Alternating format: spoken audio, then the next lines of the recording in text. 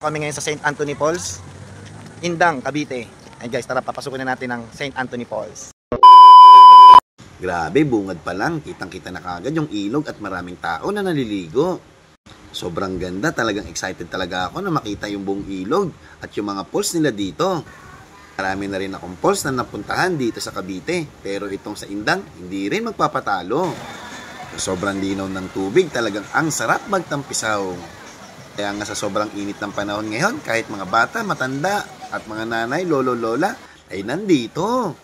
Di ganun kalaliman ang tubig dito, kaya ang mga bata tuwan-tuwa dahil safety sila sa kanilang paliliguan. Ito nga't sinubukan ko na rin tong falls nila na talagang sobrang lakas ng agos at labig ng tubig. Bagay na bagay sa mainit na panahon. Dito din ako nakakita ng mga dolphin na sabay-sabay na lumangoy. Kakaibang dolphin sa ilog, naliligo, at sabay-sabay din silang umahon.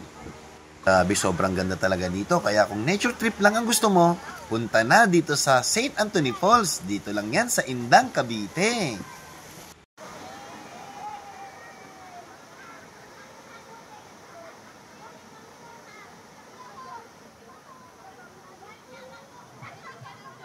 Dito nga may nag-request sa akin na magbe-vertical daw siya. Pasikat ka, boy!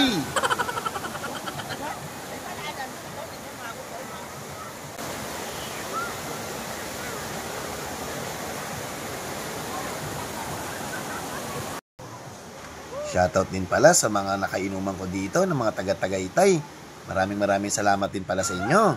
Shoutout din pala sa mga tumalon na to na napakalakas ng loob. Dahil ako, hindi ko kayang tumalon sa mga ganyang kalalalim. Kaya sa mga magtatanong kung saan ito, dito lang yan sa St. Anthony Falls, Indang, Cavite. Huwag kayong masyadong matakot sa presyo dito dahil ang entrance nila dito, 50 pesos lang at ang kanilang cottage, mura, nagmumula sa 500 pesos.